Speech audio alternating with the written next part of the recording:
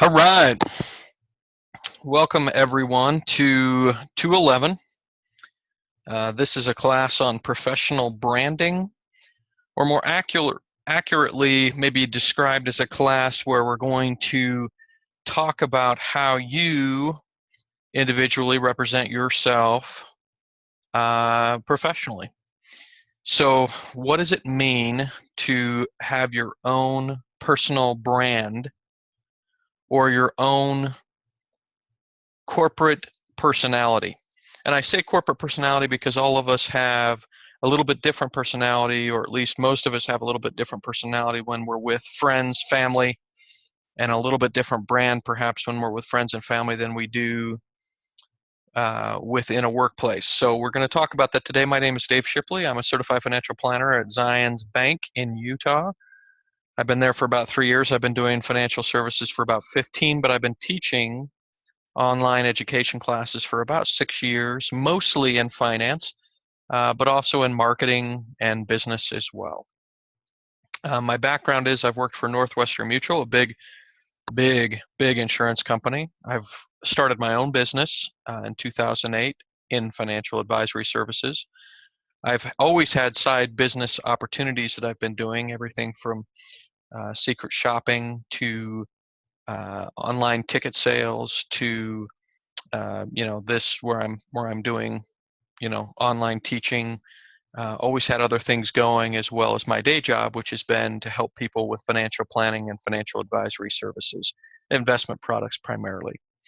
So that's a little bit about me. I also worked 5 years for JP Morgan Chase, and then as I mentioned, I've been the last 3 here with Zions. Originally from Boise, moved to Idaho Falls when I was about 8 years old. So most of my childhood and teenage years, I remember Idaho Falls as my home. My parents now live outside of Preston in a small town called Franklin. Preston, of course, gets its notoriety from the show Napoleon Dynamite, if any of you have seen that. That's in Preston, Idaho, and my parents live about 10 minutes away from that. That's where my dad grew up, was in Preston. And that's where he and my mom have retired. And then my wife and I and our kids have lived in Provo for, we're going on, almost 16 years in Provo, Utah. So we consider Provo home. So that's a little bit about myself. I look forward to getting to know some of you throughout this course and having an opportunity to interact with you. This course is a little bit different than most, and we'll go through that here in just a minute. As far as what's required from this class, a little bit different than other courses that you may have had, unless all the courses that you've had have been these pro courses, PRO, as in kind of introductory courses to online education. If any of you are having this class as your first online class and find yourself a little bit lost, reach out to me either by phone or by email, and let me help you get a little bit oriented as far as the class is concerned, as far as online courses are concerned. But it should be pretty easy and self-explanatory to get going, and then also to stay caught up in a class like this. All right, so format for these classes as far as the live sessions will be every Monday night we'll have these live sessions. I'll record them, I'll post them that night. You'll have the opportunity to review them throughout the week, and it's an absolute course requirement that you review these online sessions, these recorded sessions. So we realize, and especially the first day of a new mod, that we're not going to be able to get everybody to be able to come to a live session, although I would love to have a few of you come to future sessions. That's okay. That nobody's losing any points by not coming to the live session. However, you will lose points if it becomes evident that you have not reviewed the live sessions within your weekly work. I'll be able to tell quite easily, very easily, whether or not you were able to review the session. And as I mentioned, as far as school policy is concerned, these sessions are absolutely mandatory, at least to review them, and you review them at your own leisure. And this is most of the content that's required from this course. So view it as just part of the normal regiment. If you had a textbook in another course, you'd be expected to review the material in that textbook. In this course, there is not a textbook. We'll be looking at online articles, online videos, and then the session each week is part of your required material. All right, so back to kind of an overview of what we're going to be talking about tonight. We're going to be honing in or focusing in on personality, what it means, what this word personality means, and how it influences our success within the workplace, and how it influences our ability to perform the way that managers or ownership, whomever we are working for, would like us to perform. And so we're not going to be studying personality tonight for you all to come away with the idea that you need to change your personalities. In fact, hopefully it's something that validates the positives and the strengths of your unique personality and gives you an opportunity to focus on those when you're trying to interview in the future, when you're trying to be eligible for promotion, and when you're interacting with a team and trying to be an important part, as we all are at some point, we're trying to be an important part of a team and its success within the workplace. So tonight we're going to talk about the material that's required for the week, a couple online articles that are assigned this week. We're going to talk a little bit about the coursework that's required. Then we're going to talk a little bit and outline some of the key topics for this week as far as your professional branding is concerned, your personality specifically this week, and some other related topics. And then we'll wrap up. And like I mentioned before, I'll post this so that all of you can review at your leisure. So that's what we're going to accomplish tonight. It will be a similar format to future weeks in a course like this. So you'll start to get a feel for how I do these sessions. It may be a little bit different than other professors that you have, and it will be different, most definitely will be different from one week to the next based on whether or not we have participants or not. When we have participants, I'm able to interact, I'm able to ask questions, I'm able to create a little bit more of a dialogue that I think is very helpful in a class like this. When I don't have participants, just have to go through the material, right? I can't have a conversation with myself, and so I'll go through the material, and sometimes we might even end just a few minutes early if, as I mentioned before, there are no participants. If there are participants, sometimes we go over just a few minutes because we get into a great discussion on the topics at hand. So, welcome to week one. Welcome to the course. I think you'll find that this is a course that is not difficult per se if you fulfill the class expectations for a class like this, which are not significant. They're consistent, but they're not significant. They're not overly difficult, but if you fulfill those expectations, you'll be in great shape for a class like this. The expectations for this class are, as I mentioned before, different than other courses that you may have taken already online. These Pro Series classes tend to not have tests. They don't have assignments.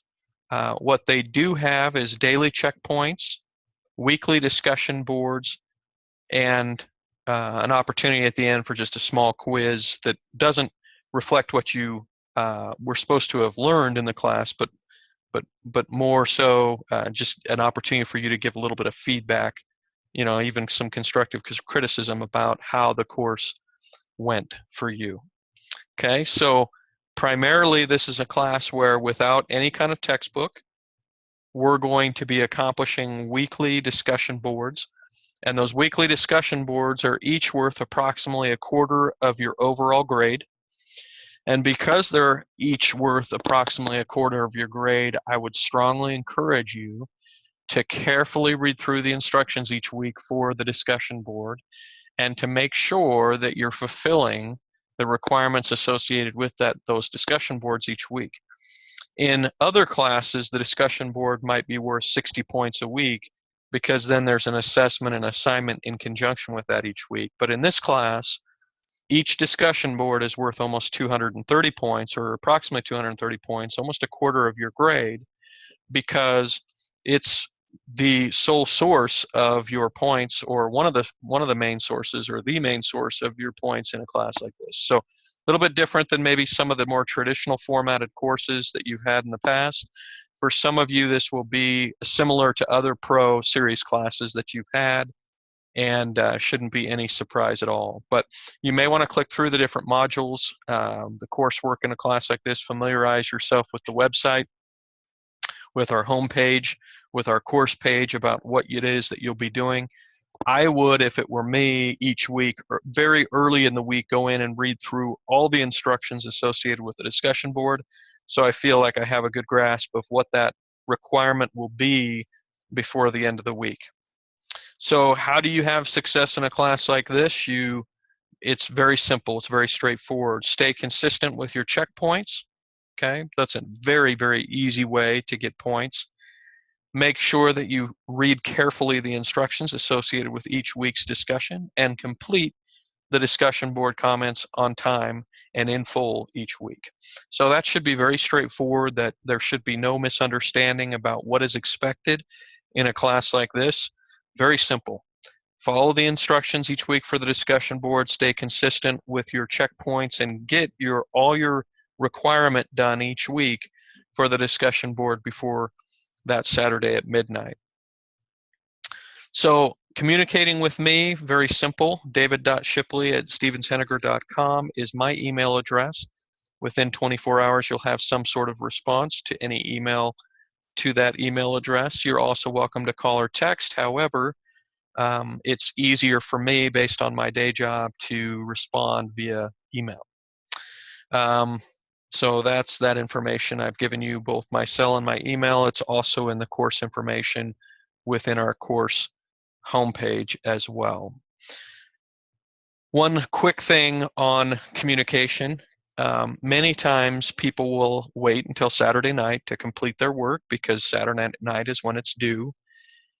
Between myself and a learning coach that will be assigned to this particular course, both of us are happy and willing and available to help anybody who might feel stuck in a class like this early in the week, and even towards the end of the week.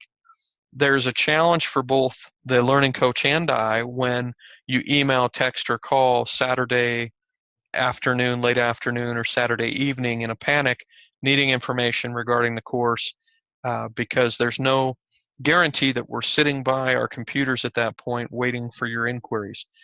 We're sitting by our computers early in the week, Monday through Friday, waiting for feedback. And so that's why I strongly encourage you to check the instructions for that week's discussion early, listen to the session early, and if you still have concerns or questions or get stuck, that will give you the opportunity to be in touch with me or the learning coach a little bit earlier in the week, or even just in the week period, sometime between Monday and Friday.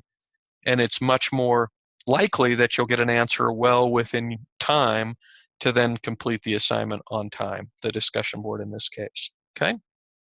So I always encourage people that life gets in the way, issues come up, so sometimes I realize that you might be behind the 8 ball and need some last minute information. I will try to make myself available. I just have had a sad experience that, every once in a while somebody is in desperation Saturday night, and I'm not available then at that point to be able to give them a quick enough response to help them accomplish their assignment or their coursework before Saturday at midnight. So just encourage you to look at it early. Okay, really quick, one other thing for this course is late work. Everybody always asks me, do you accept late work? Can we create late work? What if we're behind, something came up health-wise or otherwise and we can't get things in on time? The answer is, up until the end of this course, which is week 4, Saturday at midnight, up until that point, I will accept any aspect of this course. Of course, you can't go back and do checkpoints. They close each day. Each checkpoint closes with each day. But you could go in and add discussion posts or edit your main post to accomplish the instructions after they're due each week, as long as they're done before the end of the course. Now, if you accomplish them late like that, I can't give you full credit. but I will give you most of the credit. And so if you find yourself behind, don't panic. You don't even have to be in touch with me unless you would like to and let me know the situation. But that's not going to help or hurt the circumstances that you're in. You just need to get your work done as fast as you can. The sooner or the closer to the due date that you turn that work in, the higher the points will be associated with, with your grade on that discussion board. So I do accept late work. I do accept late work all the way till Saturday at midnight, which is the week 4 Saturday at the end of the class. And after that, of course, that's a hard cutoff that's the school enforced. And so I can't give any exceptions to that final Saturday at midnight. But up until that point, you're welcome to turn anything in anytime. Just won't get full credit if you don't turn it in on time each week. Okay? So if you turn things in on time, follow instructions, it's likely that you'll have an A in this class. If you just get everything in, you're probably going to pass the class. Usually what happens when people don't pass a class like this, or the formula for not passing a class like this, if anybody were to ask me for that, which most people are not interested in that formula, but if you were, I would tell you that the formula to not pass a class like this is to simply not get all your work in. The most common thing that happens in the 6 years that I've taught, and I've probably taught 120, 130 online classes, people who don't pass, it has everything to do with not getting things in. It doesn't have anything to do with the quality of the work that they do turn in most cases. If you put a good effort and turn things in, you'll be in great shape to pass the class. If you want an A from the class, turn things in on time and be very careful about following instructions, and you'll be in great shape, as you would expect the requirement to be for an A, right? A is for excellent work. It's for timely work. It's for work that follows instructions. So none of this should be a surprise or anything new or different for any of you.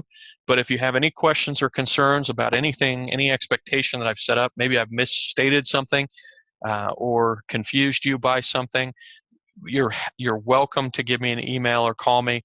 Please approach me if you've got any questions or concerns, because it is likely that other people in the class have those same questions or concerns, and I'd love to get them answered for everybody's sake. All right, so let's talk about this first week, what it is that we have as far as the discussion, as far as your coursework. So first of all, week 1, you've got your checkpoints, and obviously, I can't say enough, this is the easiest way to get points in a class like this, and even some extra credit. A lot of people will say, hey, what can I do to improve my score and get some extra credit? The first thing I will say is get all your checkpoints done, because there are points built in to the checkpoint scoring to give you some extra credit, to give you a buffer if you'll take those checkpoints every day and spend a little bit of effort to make sure and get the answer right. So checkpoints are a great way to get easy points, but also to get some extra credit as well. So find a time each day if you can, and make it consistent, make it routine, get in there and get your checkpoints completed. The main part of this week, as will be every week, both all 4 weeks, 1, 2, 3, and 4, is the discussion. Okay, so for this week, discussion number 1 requires you to have an interaction with somebody and an interview with somebody about what it is they think creates success with personalities, basically. And what it asks you to do is basically think of someone that, a friend, a family member, something like that, that happens to have success, okay? Think of someone who has success. That's not necessarily the person you need to interview, but for the sake of the discussion board, you're thinking of someone who has success. What types of traits seem to follow that person? What types of traits seem to be prominent in that person? And is that consistent with a few other people that you think of as highly successful offhand? Okay, so just a little exercise, a little brainstorming first. When you actually interview someone, you're going to interview a family member or close friend on the personality traits that you have, and where did you receive them? So this is kind of an interesting exercise. You're going to be asking somebody what they think the personality traits about you are. Okay? You're not asking them about their personality traits, you're asking about your personality traits. So, for example, I would go to my wife and I would say, honey, what do you think are some of the personality traits that I have? Okay? And hopefully she's kind.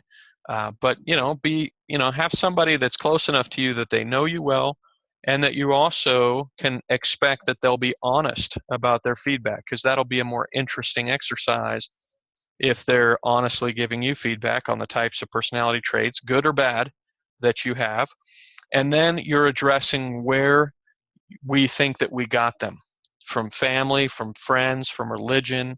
There's lots of different places that you potentially can get influence for your personality. And so that's what this is trying to get at. You're asking somebody about the personality traits that you possess, and then you're evaluating where you think those personality traits came from in yourself. And hopefully it'll be an interesting exercise for self-discovery, where you find out what people really think, hopefully good.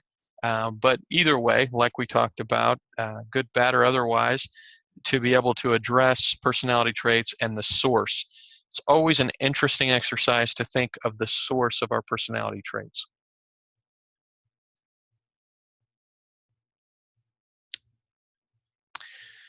So one other quick thing that you're going to do on this discussion board is, after you do the interview and after you address for yourself kind of these similar traits between people who have success, and we're talking about success financially, right? We're kind of limiting it to that. I know that everybody can have a different definition of success. One person would say you have a successful family, therefore you're successful. One person would say you're happy and at peace, and that means you're successful. For purposes of this class and this exercise, we're going to define success as someone who financially has success. And I realize that that's not everybody's definition, but just for purposes of this discussion board, that's what we're going to do. And frankly, it's helpful because when we're talking about looking at professional branding, okay, and our professional brand that we exude through our personality and actions and how we speak, those things tend to be personality traits that also can then turn into business success, whether or not it's financial success or not, but business success, right?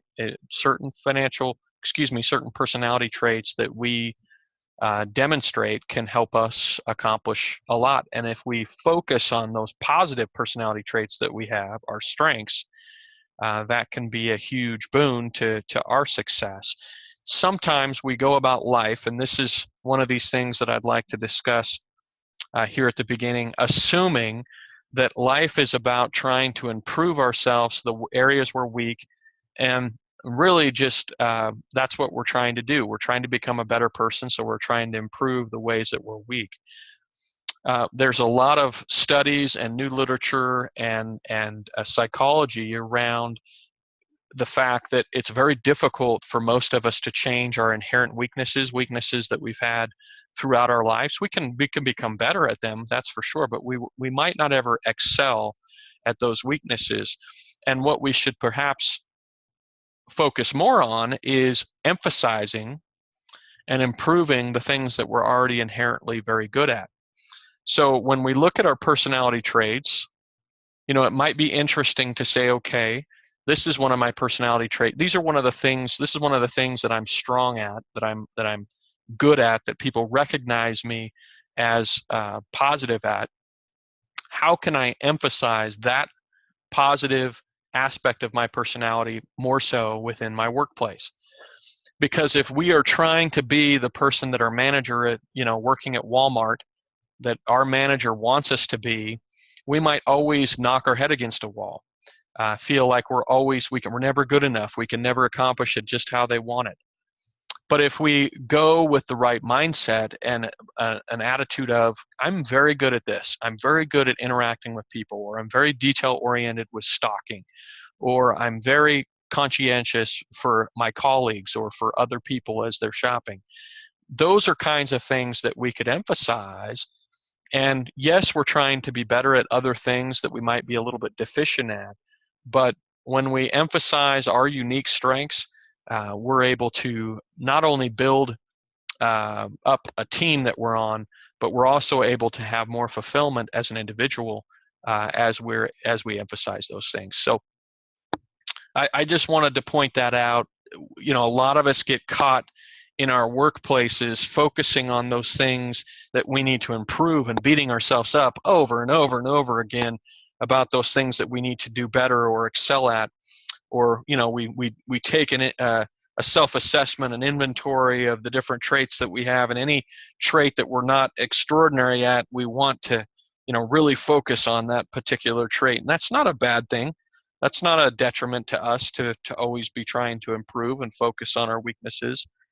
But consider that perhaps the better focus of our time and energy might be on what it is that we do best, and how can we use those skills and talents and strengths to further enhance our position within the company, our relationship with other employees, colleagues, customers, management, and also a way to, like I say, bring value add to the team that we're on. And we may find that the team that we're on just cannot utilize the strengths that we have. And if that's the case, maybe we should consider an employment situation where we can exploit the talents and skills and traits that we are naturally positive and good and proficient at, instead of, like I say, just the frustrating exercise of being somewhere and working for a place where we're always trying to emphasize a trait that's just not going to ever be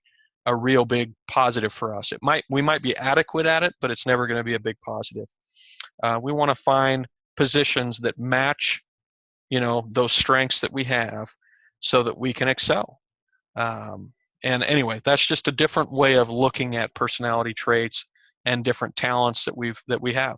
We all have, some positives, and if we can find opportunities within business, within our professional lives, where we can exploit those positives, those natural positives that we have, those things that we're very proficient at, then I think we'll find more fulfillment and happiness within our workplace, and we'll also be able to add serious value to the teams that we're on through those skills and talents that we have, while always, of course, trying to get a little better at the things that we struggle at. That's a given, but sometimes we need to, like I say, utilize and focus on things that we're good at and strong at.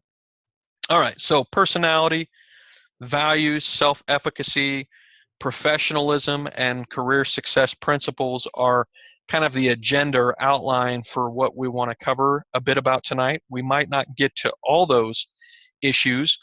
I am taking most of this material from the required readings online. We have 3 different required readings, 1 video, and then 2 required readings. The required readings, 2 of the 2 articles are basically do's and don't list about being professional, okay? So basically a do's and don'ts list about being professional at work.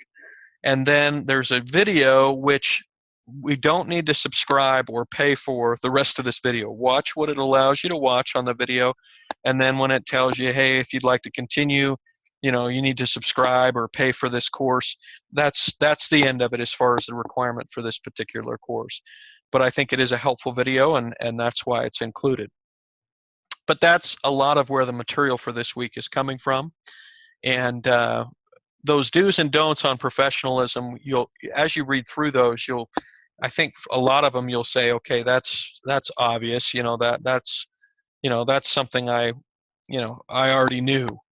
But it's good to refresh through those aspects of being professional at your workplace and avoiding those things that are obviously not professional, but sometimes we still do and should discontinue or avoid, not because our manager wants us to discontinue or avoid them, but because we're always trying within our workplace to exude some professionalism and create a circumstance where management, ownership, other businesses, other companies, our clients, our colleagues can see that we are serious about the success of the environment that we're in, because that will do more than anything else for allowing us to have doors opened and opportunities, put in front of us for advancement within our place of business. And even if we don't have opportunities for advancement, that type of attitude, that professionalism that we'll talk about a little while tonight, gives us opportunity for just our own fulfillment within our workplace. We don't get a lot of fulfillment and joy and satisfaction from doing a poor job at our work, right? There's something to be said for taking ownership and taking pride in what it is that we're accomplishing when we're on, the clock per se. And no matter what we're getting paid, no matter what opportunities are being put in front of us or not being put in front of us, we can make the most of our situation, and that will make us more happy with our circumstance. All right, so let's talk a little bit about personality to start. We're going to be looking at personality quite a bit within this week's discussion board and the assignment that's due. You're also going to see quite a bit of information within the video on personality.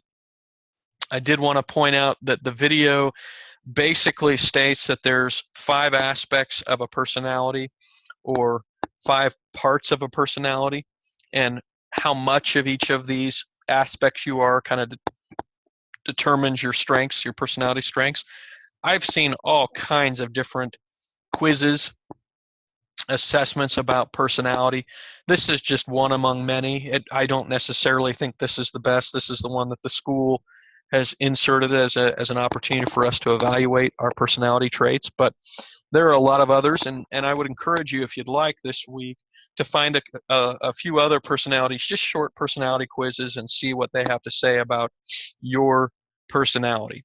Okay, but this particular video on this week talks about the 5 aspects of personality: or openness to experience or change, I would say; conscientiousness, okay, or another word might be self-awareness; extroversion, or the level at which you're comfortable getting outside of yourself and interacting with others; agreeableness, your ability or desire or attitude towards being agreeable with others; and neuroticism. And neuroticism sounds like your level of crazy. Really, it's just your level of kind of what level of OCD, and not OCD the you need to get medicated because it's debilitating, and I don't mean to make light of that, but OCD in that you're exact and you're very, very demanding as far as things being a certain way.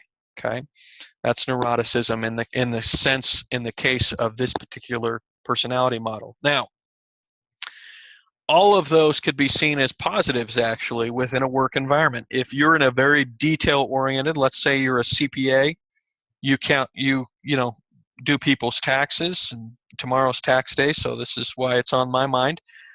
If you're neurotic about and very particular about how something has to be done and follow the rules, that may be the best personality trait you can possibly have within a work environment as a CPA, okay, as a tax accountant. Agreeableness might not be something that might be positive at one workplace, but it might be something very critical to another.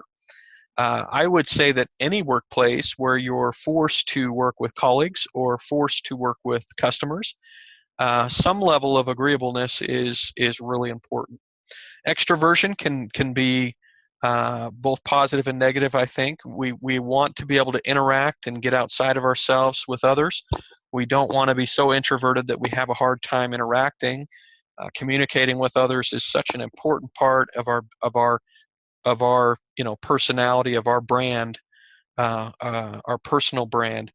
And so we have to train ourselves in some cases to get outside of ourselves a little bit and not necessarily be a social butterfly, not necessarily be the person who kisses up to every single person in management or ownership that they ever see. But we need to be able to have constructive conversations. We need to be able to effectively communicate what it is that we need to accomplish, and effectively communicate the concerns and challenges that we have with those that we work with or those that we work for, right? So there's a certain level of extrovertedness that needs to be there.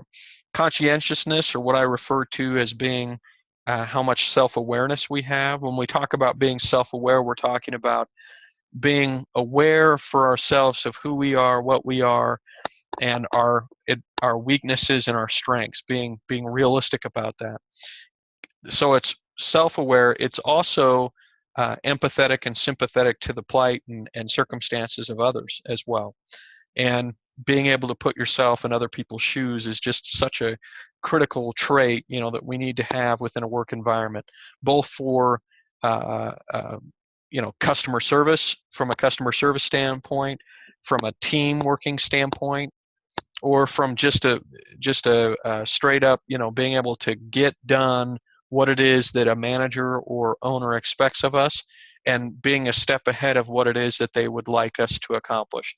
That tends to impress, obviously, if we're very conscientious about what it is that the needs and desires and success really means for our particular team and operation, our company. And then openness to experience, openness to learning from, openness to change. Those kinds of things tend to define people's success over time, whether or not they're willing and able to evaluate something and make improvements or make changes or do something new. For a lot of us, and I put myself in this category, this is a significant weakness for me.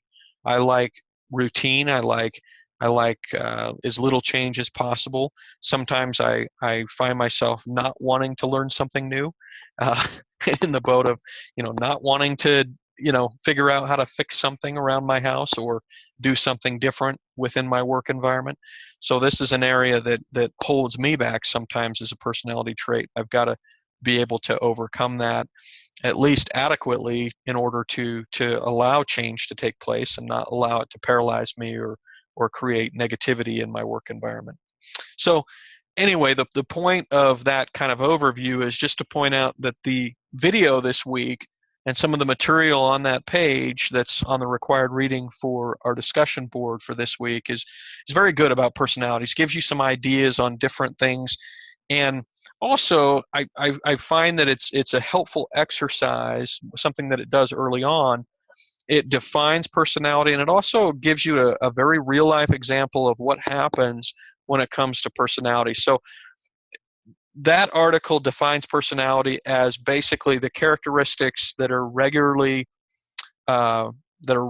demonstrated by somebody, and when those characteristics are regularly demonstrated, that's their personality. That's what defines their personality. So if I regularly am angry, okay, I'm an angry person, I lose my temper very easily, then I'm going to be described, one of my personality traits is going to be that I'm angry, right? So that's something that I demonstrate commonly, and that becomes my what people think of me as. So whether or not you think of yourself in a certain way and your personality in a certain way, one of the genius things of this week's discussion board is to ask someone else what they think your personality traits are, because in the end, perception is reality, right? The folks that you're asking about what your personality traits are, that's reality. What you think about yourself can become your reality. You can create a new reality, but the current reality is whatever the people around you say it is, for good or for bad, because they're the ones that determine that personality perspective in the short term. Now, in the long term, if somebody says, I think that you're excellent at this, this is a great part of your personality, and then I think you struggle at this, and this is a potential negative of your personality or pitfall of your personality. We might look at that pitfall and say, I can do better, right? I can change people's perception about my personality in that way. That's something I can fix. Or I can say that's not accurate. They're making a judgment based on not really knowing me very well, and that's fair too. Some people we all make judgments, right? And unless we know somebody well, which is the whole point of this week's discussion, interviewing somebody that you know well, right? Because then they can more accurately describe your personality instead of making judgments without really knowing you that well. Okay? So, what is personality? It's the characteristics that are regularly demonstrated by us. Where does it come from? There are a lot of different aspects of source when it comes to personality. People will argue about nature versus nurture, right? Whether or not more comes from what our parents, or those who raised us, put into us, instilled into us, or people will sometimes say some of what our personality is we were born with, right? Came with us. What's interesting is there's very, I think, compelling arguments for both cases. I think there are very compelling arguments that people within are born with some of their personality traits. And then I think there's also some very compelling arguments that say that, obviously family and our home situation growing up, the things that we learn definitely have influence, significant influence on the values that we carry forward. And values tend to, our core beliefs and core values tend to heavily impact those characteristics that we exude. So if we feel like if we put a high value on honesty and integrity, then we will probably exude that characteristic, that we will try to be perfectly honest, or be at least striving to be, have integrity and have honesty. And that comes from a value, right, that we place a high value. So religion can help to influence that. Parents can help to influence that. Other mentors in our life, workplace environments, circumstances, different experiences can all have influence on the things that we value and the characteristics that we demonstrate. So can we change it? The answer is that we can, but it may be limited. The impact or the change that we can make might be limited, just depending on what type of habit we have, what type of characteristic that we have, and how long we've held it. The longer we've held that characteristic or value, the harder it might be to break it and change it, for good or for bad, right? Some people have a value in being honest, and they're honest for the majority of their life, and then something happens in their life that triggers some dishonesty, and then it kind of spirals them into a situation where they're a highly dishonest person in a relatively short period of time. Okay, I think some people could say that that's the case, or would speculate that that was the case with Bernie Madoff, that he was actually a very honest, good person for the majority of his life, and then hit a point where he could either face significant hardship and the realities of negative returns in these portfolios that he was managing for people out of New York, or he could start to lie. And he chose to start to lie, and then the lie got bigger and bigger and bigger until it was a point where he was running a multi-billion-dollar Ponzi scheme, significant lie, one of the biggest of all times, at least financially, and went down that path. So can it change? The answer is yes. Can we change it? Do we have control over it? Yes. The things that we value, the things that we, our characteristics that we demonstrate, we definitely can have influence on. But it becomes, like I say, difficult in some ways to change some of those,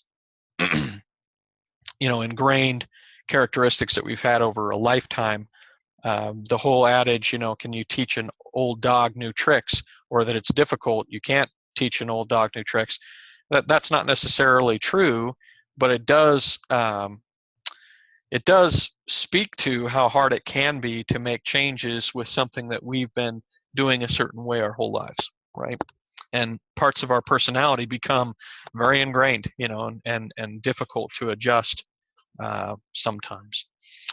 So the question that I ask on this particular one on personality is, what personality traits breed success within your careers?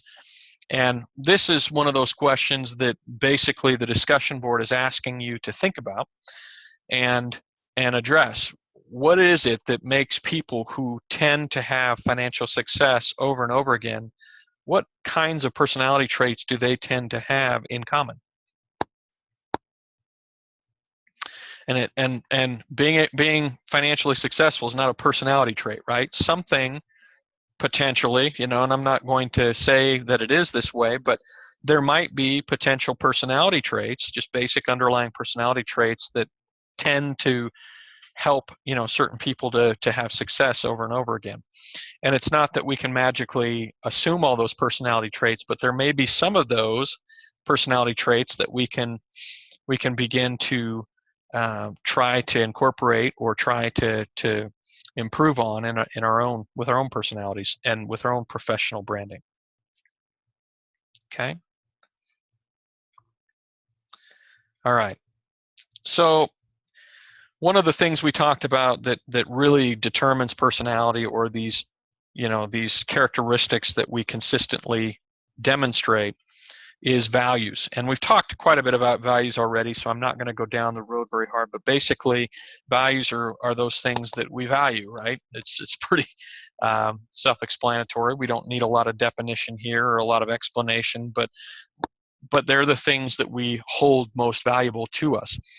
Different characteristics that we find important, and culturally they can be very different from one country or one region to another, or one religion to another. Now, there are a lot of consistent values, obviously, between cultures and religions and countries, but then there are some that are very different based on where you live, where you were raised, how you were raised. Those types of things tend to have significant influence on the things that you value, or your values, your sets of values that you hold important. Where do they come from? We talked about they come from many times how you were raised, where you were raised, who raised you. Religion, other things can have influence. The school system, education system can have influence. Part of that, and this is one of these things that you commonly see, or I commonly see, is that there are many schools, many colleges that I had friends from Idaho, from when I was growing up in high school, go to, and many of them changed the political leanings that they had. They changed many of their values, the value systems that they had after going to college, because those colleges really had them questioning and had them challenging all the things that they thought were important before they got to college. And sometimes they have effectively or successfully changed, some of the things that those people value. And frankly, I think it's one of those things that professors at many schools try very hard to do. They try to challenge people to think differently and value things differently and see things differently, and then find success as an instructor when they're able to help form new opinions and new ways of thinking. That maybe some people would refer to as more open-mindedness or something like that. Not good, bad, not right or wrong, but just different way of looking at things, and succeeding in having people kind of challenge the traditions and the values that they maybe just grew up with, instead of thinking through themselves. So values, we talked about how integrity or honesty could be a value that we hold in high regard. Now, there are corporate cultures that get created from values, and I think this is an important thing to just address. When we're talking about our own professional branding, our brand could definitely be at odds with a corporate culture, okay? Or our values could be at odds with a corporate culture. It's important when we're interviewing for a company or considering a company as a workplace that we understand what the company culture is, because we single-handedly are probably not going to be able to change that culture. Now, people early on in the days of Walmart, people at Costco, people at Disney, they sense and feel, Procter & Gamble, GE, they sense and feel a corporate culture. Some people are drawn to that culture. Some people get out of that culture very quickly, not because it's a right or wrong thing, but because there's a very strong, what I would call corporate personality, right? Corporate culture is the more common way of referring to the way that things are done at a certain company. And usually that corporate culture is created and fostered by leadership, okay? Strong leadership in most cases. Companies that don't have a strong culture usually lack, or can lack, strong corporate leadership. And that can create problems for a company. Most companies that are highly successful have a significant, a corporate culture that you'd be able to describe. If you worked there for a while, you would have a strong understanding of what that corporate culture was.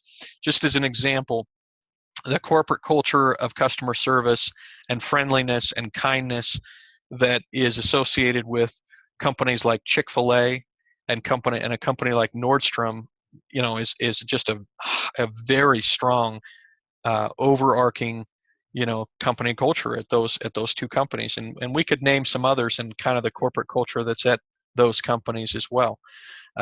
You could also say or question the corporate culture associated with a company like Wells Fargo over the past 4 or 5 years.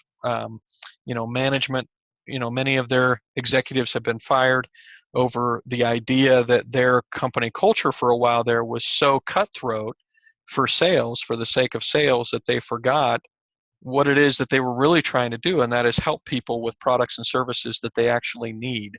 And they got so off track that they've paid millions and even billions in fines. They've fired executives because the corporate culture got came off the rails, right? It came away from what Wells Fargo was doing for years and years and years to become highly effective, highly, successful as a bank.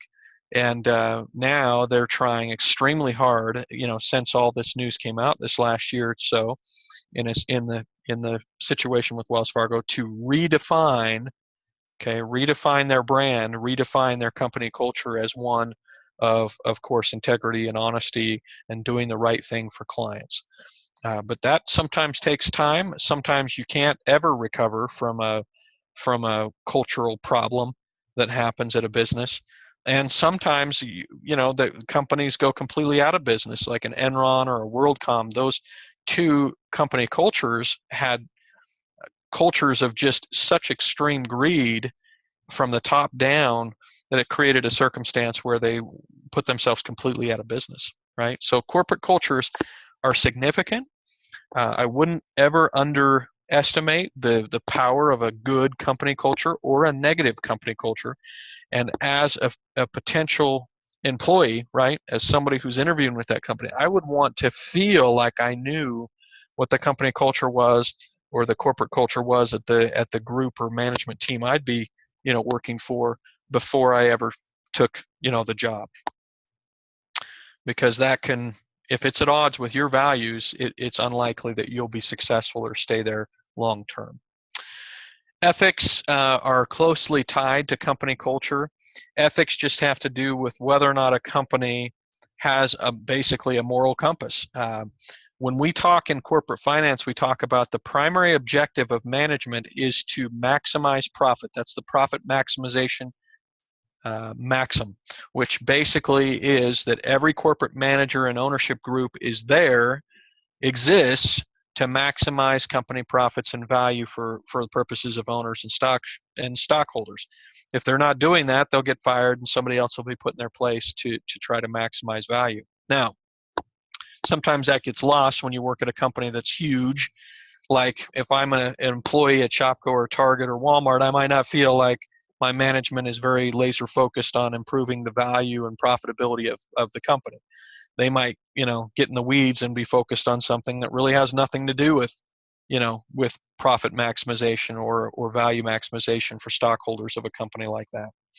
But as a general rule, that is the rule, right? That management and ownership is laser focused on value maximization. Now, what happens sometimes is that we get hung up on being laser focused on profit, and sometimes we overlook issues of environmental safety, issues of employee safety, issues of pollution, issues of something that might cause harm to people or to employees or to customers, all for the sake of a dollar. A good example of that is was there an ethics problem at the Takata airbag company? I don't know that we know that for sure, but I think at some point it will probably come out that Takata, the maker of airbags, was well aware that there was malfunctioning, there were problems with their airbags, and chose, instead of to go to the expense of changing those airbags, they just continued to install them because it was less expensive for them to do that. So that's an example of a company making a decision that maximizes value but is at direct odds with safety, right? And those Takata airbags have killed multiple people and have created all kinds of problems, billions of dollars in fines. It's going to eventually put the Takata business completely out of business. A highly successful manufacturing firm will be completely out of business because of somebody's decision making, okay, and maybe a culture of decision making that had more to do with profit and less to do with actual safety in making a product that's all about safety. That's the irony of that particular example. Another example of ethical problems was Nike years ago with the sweatshops that they would use sweatshops around the world to build their shoes, to manufacture their shoes. And basically they would put out this aura here in the United States as this company that had a great company culture and great ethical standards, and then they had sweatshops around the world making their shoes at pennies on the hour in horrible working conditions that nobody was okay with once that came into the light. Of course, they've made their changes and they've worked very hard to redefine their brand and company culture after suffering some PR blows back in the day, because of those sweatshops. Another brief example, and then we'll move on, is Volkswagen. Volkswagen made some ethical decisions, some decisions that lacked ethics, with these, basically creating a computer element to their cars that would manipulate the gas mileage, right, and emissions for their efficiency testing. And of course, that was just somebody being greedy. There's no other explanation for that. They're paying billions of dollars in fines. They've lost more than that in their reputation problem going forward because of what they did. Nobody's going to feel like you can necessarily trust a company that has outright lied to you in the past. But they're going to try to do everything they can to obviously redefine their brand and company culture as an honest and trustworthy brand so that they can continue to be in business. So ethics are highly, highly important. If you work for a company that has no ethical standard or little ethical standard or no values or very weak company culture, just be someone who is trying to push for those things to happen. And if you can't instigate those changes, just be very what do I want to say? Just be very wary of companies like that, because they can make decisions very quickly that will destroy the company and destroy the reputation of the company that you work for if they don't have a moral compass in how they do things and ethical standards and values associated with how they do business. Okay. All right, self-efficacy.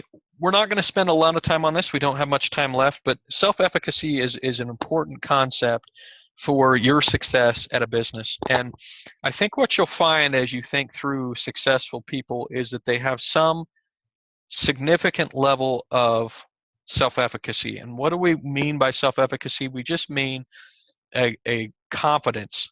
A better way maybe to word it, an easier way to think about it is a confidence, an inner confidence in somebody's ability to do something. So if I hire someone to do a job and I interview 20 people and they're all good candidates, except one person seems to have a confidence, not an arrogance or an ego, they're not egocentric or anything like that. That's not what we're talking about here, although some people have both. But this is just a confidence about their ability to accomplish the job. So one thing to kind of blow smoke and say, yeah, I can do it. Another thing to be confident in your own ability to accomplish something. And if you can exude that, if you can accomplish, convincing somebody that you have self-efficacy and a confidence about your ability to accomplish something, that will go a long ways for you to be able to get opportunities, to be able to be looked at with interviews, as far as different positions are concerned, and then promotion.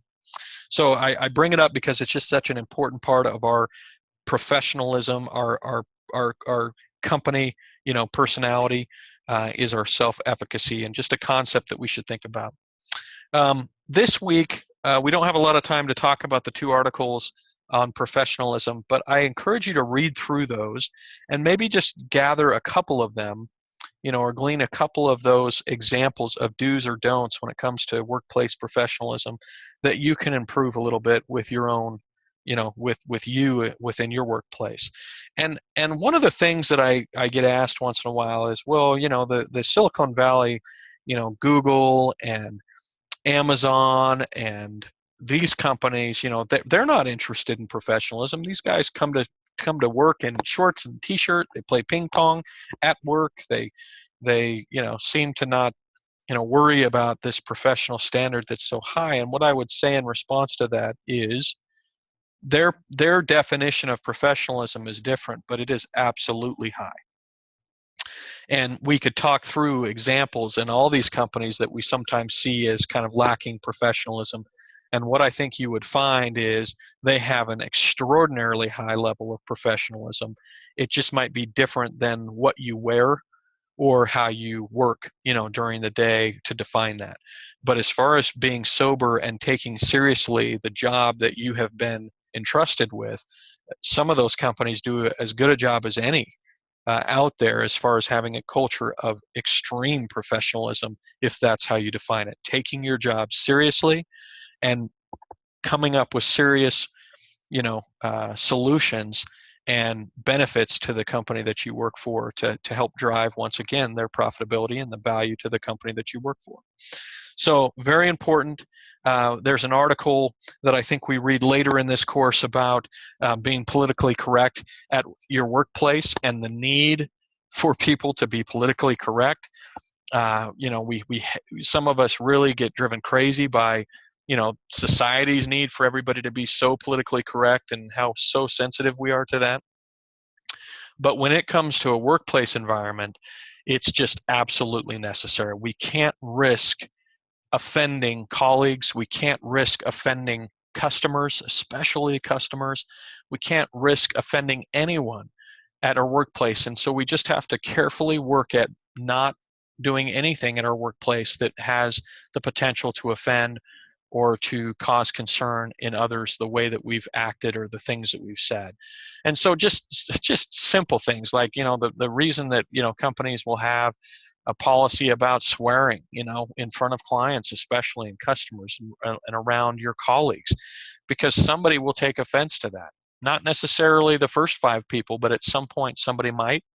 And even if there's a chance that they might, we have to be careful about something like that. No one's saying you can do whatever you want, in your personal life outside of the workplace when you're not on a company dime, making money at, working for somebody. But when you are working for somebody, you then have to have a professional level of conduct that maybe is different and maybe extremely higher than the one that you normally, have just in your day-to-day life.